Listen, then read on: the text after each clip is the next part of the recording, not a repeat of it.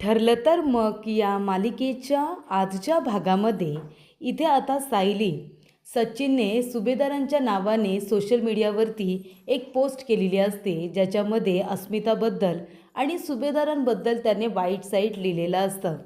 स्वतःची बाजू सेफ केलेली असते. तेव्हा सायली ती पोस्ट वाचत असते. त्याच्यामध्ये अस्मिता जेव्हा USA मध्ये सचिनकडे गेलेली असते, तेव्हा त्याच्या पैशांवरती ती संपूर्णपणे USA फिरून घेते. त्यानंतर ती इंडियामध्ये परत येते आणि जेव्हा त्याच्याकडे पैसे नसतात, तेव्हा तिचं कुटुंब, सुभेदार कुटुंब तिला प्रेशराईज करतं आणि माझ्याकडे डिवोर्स मागायला सांगतं. माझ्या बाळालासुद्धा भेटू देत नाही आणि त्यामुळे इथे माझ्यावरती अन्याय होतो आहे. पुरुषांनासुद्धा वाईट वाटतं, त्यांच्यावरती सुद्धा अन्याय होतो हे कुणी जाणून घेणार आहे की नाही आणि मला न्याय मिळणार आहे की नाही, असं त्या पोस्टमध्ये सचिनने लिहिलेलं असतं. तेव्हा चैतन्य म्हणतो, आणि एवढं सगळं करून तो गप्प बसलेला नाही आहे, त्याने अजून काय केलं आहे असं विचारल्यानंतर तिथे अर्जुन आणि अश्विन आलेला असतो. तेव्हा अस्मिता म्हणते, काय रे, तुम्ही दोघंजणं कुठे गेला होतात?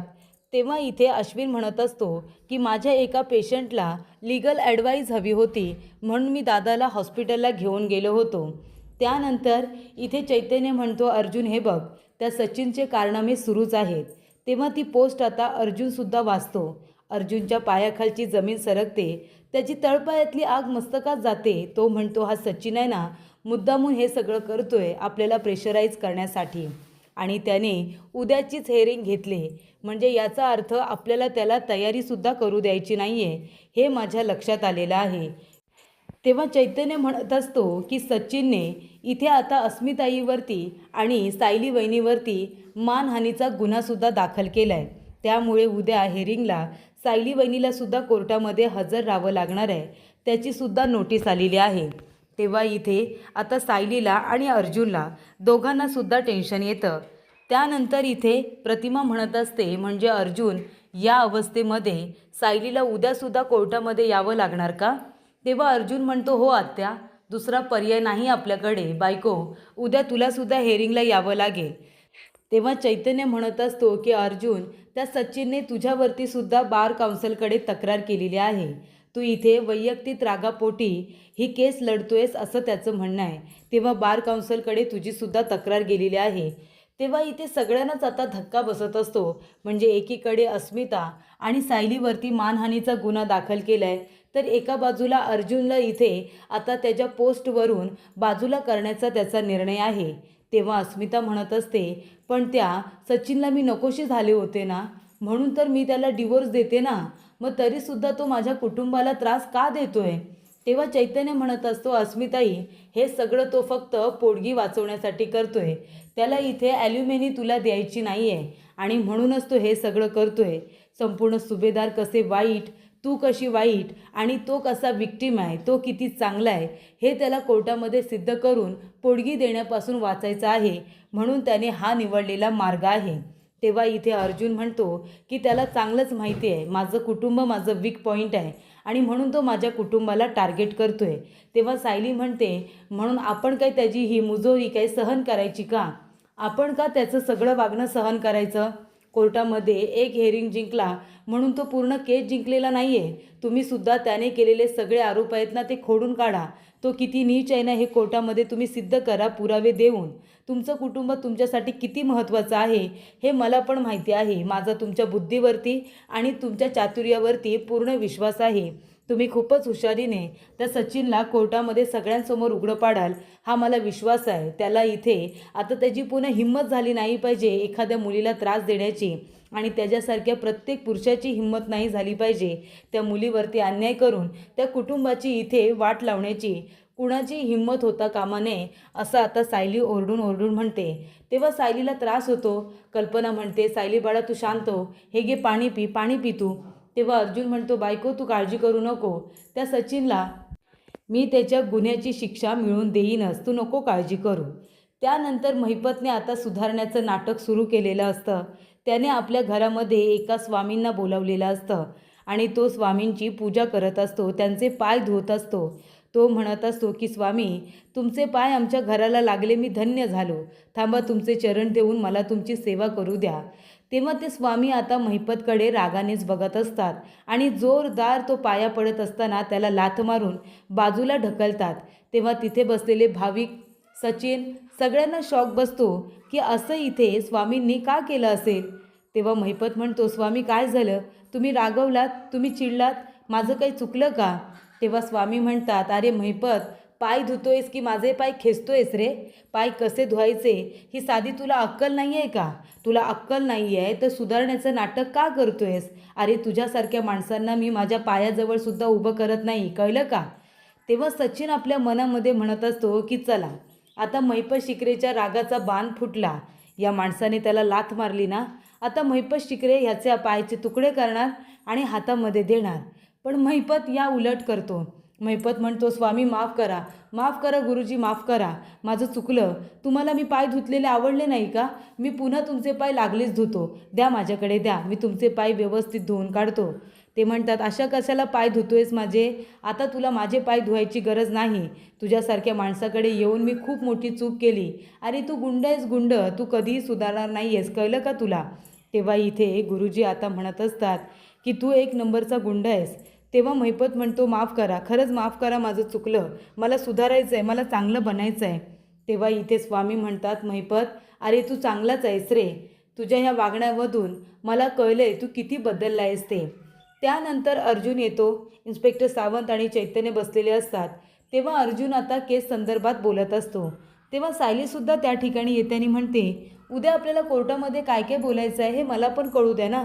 तेव्हा अर्जुन म्हणतो, बायको उद्या तुला काय काय बोलायचं आहे ना हे मी तुला सांगेन उद्या. आता तू इथे थांबू नकोस. सचिनचा स्ट्रेस घेतलेला मला चालणार नाही आहे. आम्हाला तिघांना डिस्कशन करायचं आहे, त्यामुळे तू जाऊन झोप. तेव्हा सायली म्हणते, भाऊजी तुम्ही सांगा ना, मला थोडा वेळ तरी उभं राहू द्या. तेव्हा चैतन्य काही बोलायला जाणार तेवढ्यात अर्जुन म्हणतो, तो काय सांगणार आहे मला आणि त्याचं ऐकणार आहे का मी. तुझ्या बाबतीत मी कुणाचं काही ऐकणार नाही आहे बायको. त्यामुळे तू आत्ताच्या आत्ता जा आणि जाऊन झोप. ती म्हणते, अहो तुम्ही सेट केलेला अलार्मसुद्धा अजून वाजलेला नाही आहे, तोपर्यंत तरी मला थांबू द्या, मला ऐकू द्या तुम्ही काय करणार आहात ते उद्या. तेव्हा अर्जुन म्हणतो, बायको तुला एकदा सांगून कळत नाही का, जाऊन झोप सांगितलं ना, जाऊन झोप. त्यानंतर सायली रागानेच तिथून निघून जाते. तेव्हा इथे चैतन्य म्हणत असतो की अर्जुन तू सांगितल्याप्रमाणे कॅनडामधून मी सचिनच्या कंपनीमधून त्याच्या ऑफिसमधून माहिती गोळा करण्याचा प्रयत्न करतोय. माझे काही कॉल्स हे लागणं बाकी आहे. त्यांच्याबरोबर बोलणं झालं की मी तुला उद्यापर्यंत सगळी डिटेलिंग देतो. तेव्हा इथे आता इन्स्पेक्टर सावंत म्हणतात की ॲडव्होकेट अर्जुन सुभेदार, पण नक्की तुम्ही करायचं काय ठरवलं आहे. तेव्हा इथे अर्जुन आता इन्स्पेक्टर सावंत यांना आपली स्ट्रॅटेजी सांगतो की उद्या आम्ही नक्की काय काय करणार आहोत, काय काय बोलणार आहोत आणि त्याच्यामध्ये आम्हाला तुमची कशा पद्धतीने मदत लागणार आहे हे सुद्धा अर्जुनने सांगितलेलं असतं. तेव्हा इथे जेव्हा स्वामी म्हणतात की महिपत मी तुझ्यावरती रागवलेलो नाही आहे, तू आता पुन्हा माझे पाय पुसू नकोस. तेव्हा महिपत म्हणतो, काय गुरुजी, म्हणजे तुम्ही माझ्यावरती रागवलं नाहीत का, म्हणजे तुम्ही मला माफ केलं. ते म्हणतात, अरे मी तुझ्यावरती नाही रागवलो, मी तुझी परीक्षा घेतली की तू खरोखर सुधारलं आहेस की सुधारण्याचं नाटक करतो आहेस. तुझ्यातला राग कमी झाला आहे की नाही ते मला बघायचं होतं. मी अशा पद्धतीने तुला लाथ मारली जेणेकरून मला तुझा राग बघायचा होता. पण आता मला कळलं आहे की तू खरोखर शांत झालं आहेस, खरोखर तू सुधारलेला आहेस, हे मला आता कळलेलं आहे. महिपत म्हणतो, बरोबरच आहे, कारण का राग करून एकमेकांना मारून काहीही सिद्ध होणार नाही आहे. अरे इथे हाणामानी करूनसुद्धा इथे लोकांचा जीव घेऊन काय मिळतं आहे, काहीही मिळत नाही. आणि म्हणून मला कळलं आहे की आता कुणालाही त्रास द्यायचा नाही, फक्त सगळीकडे शांतता पसरली पाहिजे. तेव्हा इथे स्वामी म्हणतात की मला महिपत शिकरेबद्दल सगळं काही माहिती आहे. तो कशा पद्धतीचा गुंड होता, पण आता त्याने स्वतःच्या रागावरती नियंत्रण मिळवले. त्यामुळे महिपत, मगाशी मी रागाच्या भरात बोललो की मी तुला माझ्या पायाजवळ उभं नाही करणार. अरे पण मी खरं तर तुला माझ्या हृदयाशी ठेवणार आहे. आजपासून तू माझा शिष्य आहेस. आजपासून मी तुला माझ्या हृदयाशी कवटाळून ठेवणार आहे, माझा शिष्य बनून, असं गुरुजी म्हणतात आणि त्याला आशीर्वाद देतात. तेव्हा सचिन म्हणत असतो की अरे देवा, यांचा हा फालतू ड्रामा बघण्यापेक्षा मी जाऊन माझ्या उद्याच्या हेअरिंगकडे लक्ष देतो. त्या अस्मिताला आणि त्या सुभेदारांना मला उद्ध्वस्त करायचं आहे ना, त्याच्याकडे मी लक्ष देतो. त्यानंतर इथे सायली बाहेर आलेली असते. सायली आल्यानंतर बघते तर काय, विमल आता चहा कॉफीची तयारी करत असते. तेव्हा सायली म्हणते, विमलताई तुम्ही ही कॉफी यांच्यासाठी नेताय का. तेव्हा विमल म्हणते हो. अर्जुन दादा आणि चैतन्य दादासाठी कॉफी नेते आणि ते आलेत ना इन्स्पेक्टर साहेब, त्यांच्यासाठी मी हा चहा केला आहे. मी घेऊनच जात होते. तेव्हा सायली म्हणते तुम्ही नका जाऊ, मी देते नेऊन चहा. तेव्हा ती म्हणते ठीक आहे, तुम्ही जाऊन द्या, काहीच हरकत नाही, सावकाश जा हां.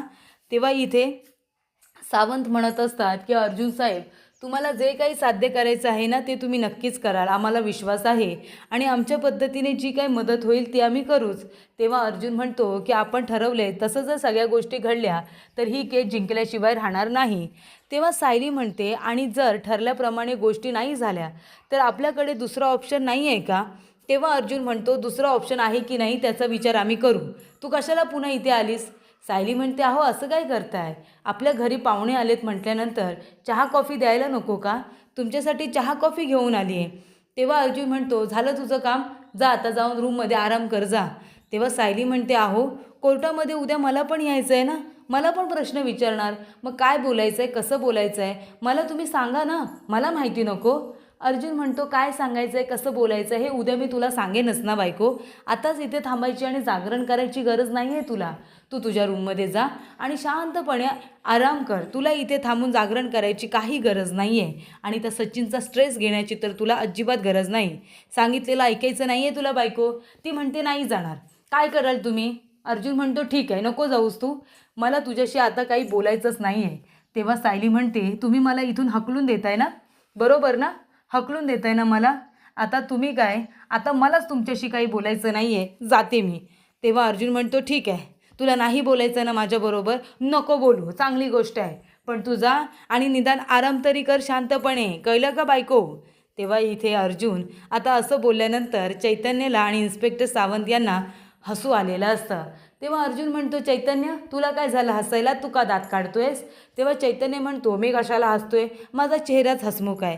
तेव्हा अर्जुन म्हणतो हो का, तो चेहरा जरा जास्तच हसमुख आहे ना, ते चेहऱ्याला थोडंसं बंद कर. आणि इन्स्पेक्टर सावंत प्लीज तुम्ही तरी जरा सिरियस व्हा ना.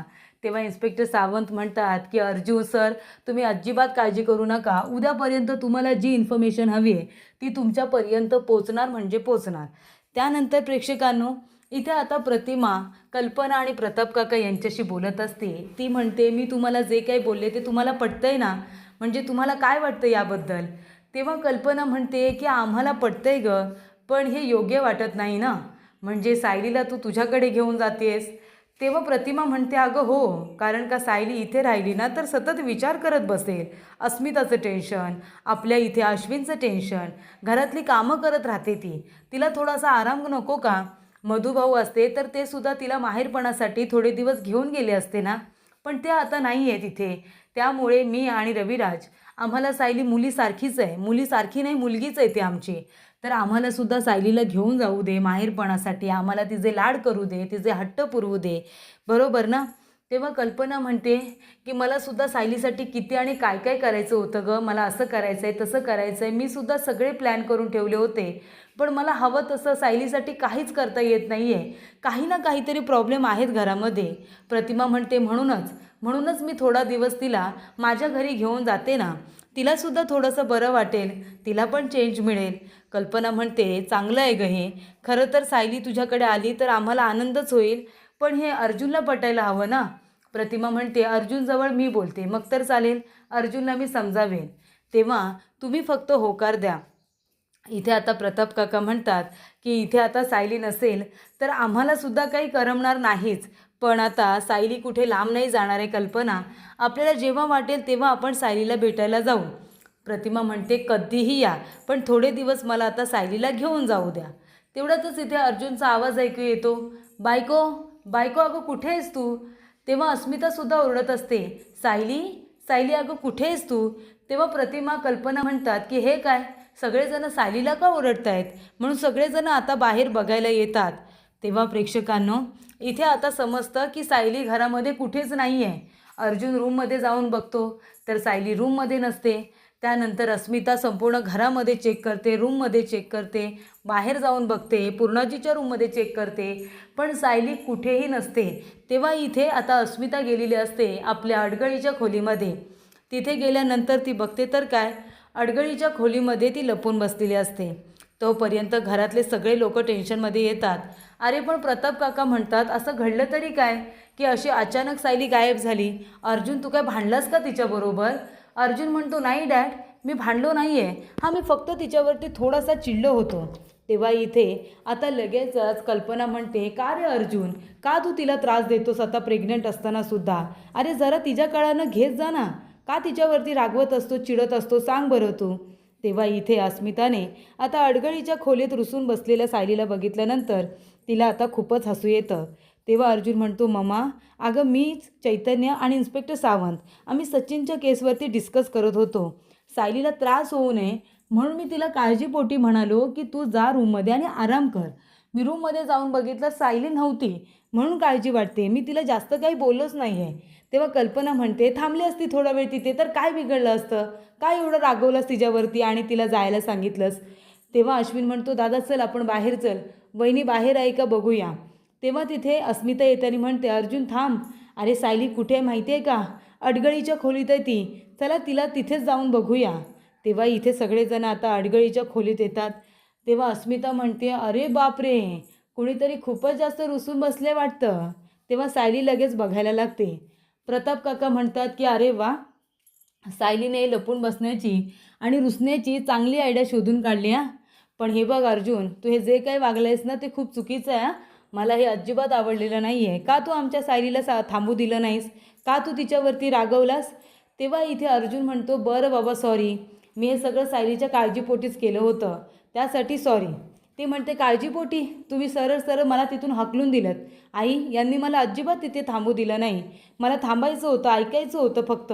मी काय यांच्या कामाच्या मध्ये मध्ये करते का? तेव्हा अर्जुन म्हणतो बरं बाबा ठीक आहे, आता काय करू बायको, उठाबशा काढू का? थांबा उठाबशा काढतो. तेव्हा इथे अस्मिता म्हणत असते सायली, अगं तुला माहिती आहे का तू हे सगळं का करतेस? अगं प्रेग्नेन्सीमध्ये आहे ना असे मूड स्विंग्स होत असतात. तुला मूड स्विंग्स होत आहेत. अर्जुन आता तयार ना बाबा तू, अजून तुला खूप काय काय बघायचं आहे, कळते ना तुला? तेव्हा अर्जुन म्हणतो ठीक आहे, त्याची तयारीसुद्धा मी आता केली आहे.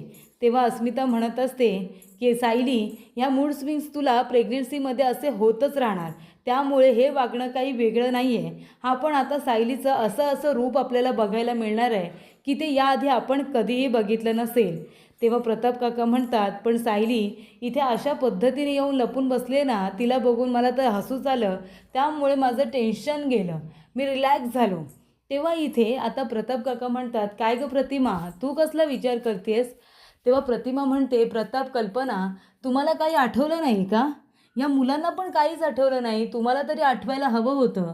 तेव्हा काय सगळे विचारतात काय झालं? तेव्हा कल्पना म्हणते जेव्हा तन्वी लहान होती ना, तेव्हा इथे अर्जुन आणि अश्विन दोघेजण क्रिकेट खेळायचे, बॉल खेळायचे, तिला पण खेळायचं असायचं. तेव्हा अर्जुन तिला खेळायला नाही घ्यायचा, त्याला बॉल वगैरे लागेल ना, काळजीपोटी तो तिला नको म्हणायचा, घरामध्ये जा म्हणायचा. तेव्हा इथे तन्वीला राग यायचा आणि तन्वी अशीच रुसून जाऊन अडगळीच्या खोलीमध्ये बसायची आणि मग आपण सगळे तिला शोधायचो. जेव्हा अर्जुन तिला सॉरी म्हणायचा तेव्हाच ती बाहेर यायची, बरोबर ना? तेव्हा प्रताप म्हणतो हो अगदी बरोबर, मला पण हे आठवतं आहे ना.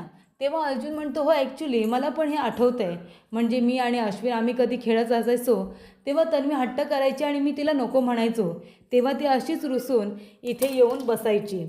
तेव्हा प्रेक्षकांनो सायली म्हणते पुन्हा तन्वी आणि मी सेम सेम वागलो, इतका योगायोग कसा असू शकतो? माझ्या आणि तन्वीच्या सवयी इतक्या सारख्या कशा? हे मला आता शोधून काढायलाच हवं. तर पुढील भागामध्ये इथे आता वकील म्हणत असतात सचिनचे अस्मिताला की तुम्ही तुमच्या सासू सासऱ्यांना वृद्धाश्रमामध्ये नेऊन ठेवले. तेव्हा अर्जुन म्हणतो की माझ्या ताईने तुझ्या आईवडिलांना वृद्धाश्रमामध्ये नेऊन ठेवले असं म्हणणं आहे ना तुझं? तेव्हा इथे आता सचिन म्हणतो की हो माझं तसंच म्हणणं आहे. तेव्हा अर्जुन म्हणतो मग माझ्या ताईने तुझ्या आईवडिलांना वृद्धाश्रमामध्ये ठेवलं तेव्हा तू त्यांना अडवलं नाहीस का? तेव्हा इथे सचिन गप्पच बसतो. तेव्हा अर्जुन म्हणत असतो की जज साहेब आता मी इथे अशा साक्षीदारांना बोलावणार आहे ज्यांची साक्ष खूपच जास्त महत्त्वाची आहे आणि त्यांच्या साक्षीमुळे इथले आता संपूर्णपणे रूपरेषा बदलली जाणार आहे. त्यानंतर इथे प्रतिमा म्हणत असते की सायली ही बघ, जेव्हा लहानपणी तन्वी शुभम करोती म्हणले ना, तिचा आवाज आम्ही याच्यामध्ये रेकॉर्ड करून ठेवला आहे. तेव्हा सायली आता ती कॅसेट लावते. त्याच्यामध्ये लहानपणीची तन्वी आता तिच्या बोबड्या शब्दांमध्ये आणि गोड आवाजामध्ये शुभं करोती म्हणत असते. ते ऐकल्यानंतर सायलीला आपल्या लहानपणीच्या सुद्धा त्या आठवणी आता आठवायला लागतात की कशा पद्धतीने इथे आता तन्वीने लहानपणी शुभं करोती म्हटलं असेल आणि ती मुलगी मीच आहे असा भास आता सायलीला झालेला असतो.